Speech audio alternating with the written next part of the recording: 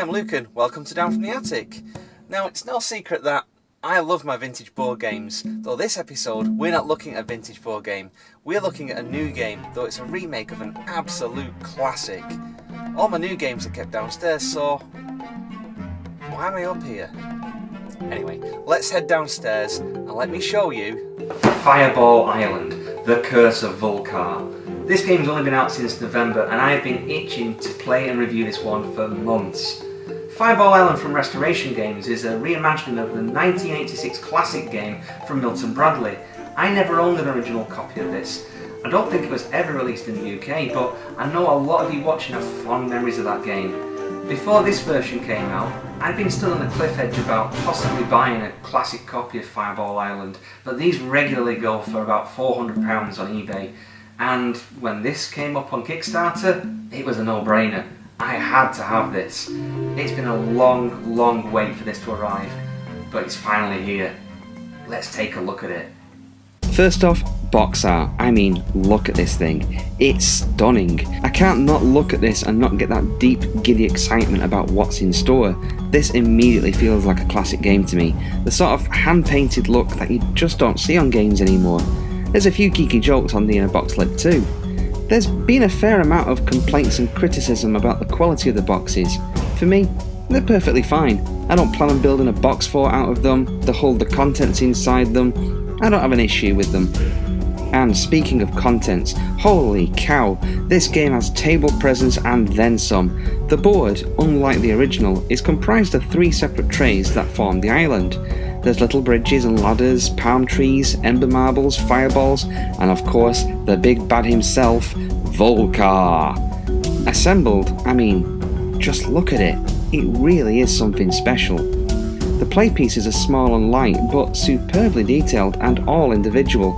They're all unique sculpts. Included here is the last adventurer for one of the add-on packs. We'll talk about those soon. Additionally, there's cardboard tokens for the treasures, a helicopter, and the more. The playing cards have gorgeous artwork to them. You can tell a lot of time and care has been spent on the design and theming of this game. Restoration are getting full marks here for presentation. Now, onto gameplay. You play a thrill-seeking tourist, touring and exploring Fireball Island for the first time in 30 years. Ember Corp, the company who now own Fireball Island, want you to take some scenic snapshots of the island, 3 in fact, and make it safely back to the helicopter. There are treasures scattered around the island that you can collect too, along with the heart of Vul-Kar, a giant ruby gem. However, the island is full of danger, ember marbles, and fireballs.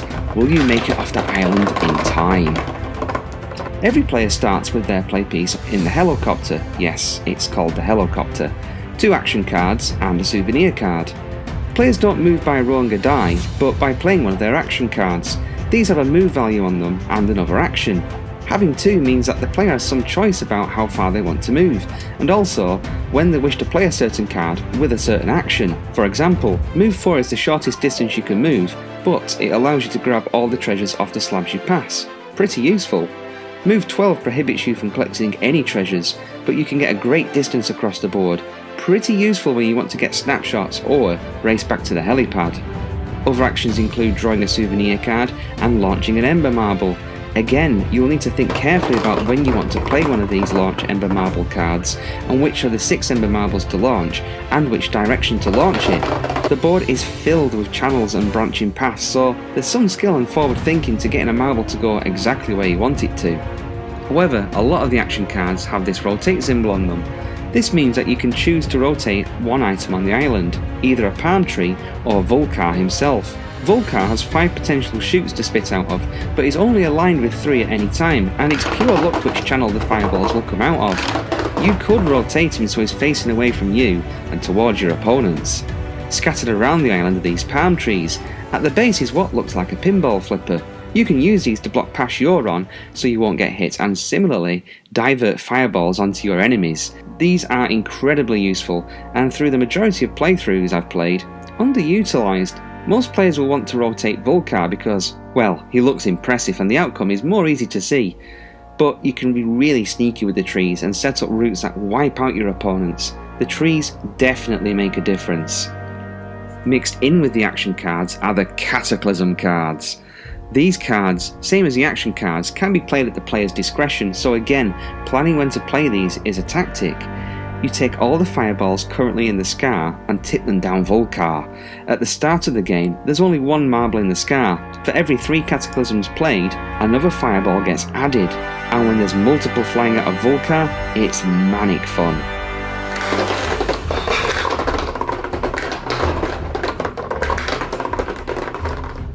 There's 3 unstable spaces on the board too, the 2 bridges and the ladder. If you're moving over these spaces, you have to stop on them, which puts you in danger of being knocked over. Going for the heart of Vul-Kar means you have to cross both bridges, so there's a big risk-reward factor there. The gem is worth 7 points, the most valuable treasure in the base game. Of course, it's all but inevitable that you're going to get knocked over at some point during the game. If a player knocks you over, you have to give them one of your treasures. If you accidentally knock yourself over, you sacrifice one of your treasures to the maw. The same happens if you accidentally send a marble off the board. However, it's not all bad. If you're knocked over, you get a souvenir card. You can play these at your discretion and they act as special actions to help you. There's jetpacks that allow you to travel over unstable spaces, tote bags that mean you don't lose treasures from being knocked over. All of these are incredibly useful. On the board too are caves, these numbered spaces. Landing on a cave, you roll a die to see which cave you come out of. This is a really useful way of getting around the island quickly. As mentioned, the objective is to get 3 snapshots and make it back to the helipad. The endgame is triggered when someone with 3 snapshots enters the helicopter, or if 4 fireballs are in the scar. You could have 3 snapshots and opt to run around gathering more treasure, or make an immediate beeline for the safety of the helicopter. When someone gets into the helicopter, they take a treasure from the maw. The lucky penny is worth 6 points and the second most valuable treasure in the game, so getting to the helipad first has its own reward. When the endgame is triggered, all players on the board have 2 turns to make it back to the helipad. This really sets a fire under you, and you'll be looking at your souvenirs to see if there's anything that can help you get there in time. You'll also be doing what you can to thwart your opponent's chances of getting off the island safely. Yes, there's plenty of opportunities to be a complete jerk in Fireball Island and ruin opponents' chances of winning. And I love it. When everyone has had 2 turns to try and escape the island, the game ends, points are counted up for snapshots and treasures, and the winner is the person with the most points. Snapshots are worth 5 points, but are only worth something if you're successful in getting to the helicopter in time. If you didn't make it, tough luck. Your snapshots are worth nothing. Getting multiples of the same colour treasure multiplies their worth and bumps up their points. This actually makes the game a lot more tactical. There's been games where someone's won from the treasures they've held rather than getting the snapshots. On the Kickstarter for Fireball Island, I went all in and I got all the expansion packs, 4 in total. And I'll be looking at these in my part 2, as well as giving my final verdict on Fireball Island, The Curse of Vul-Kar. I'll see you in part 2.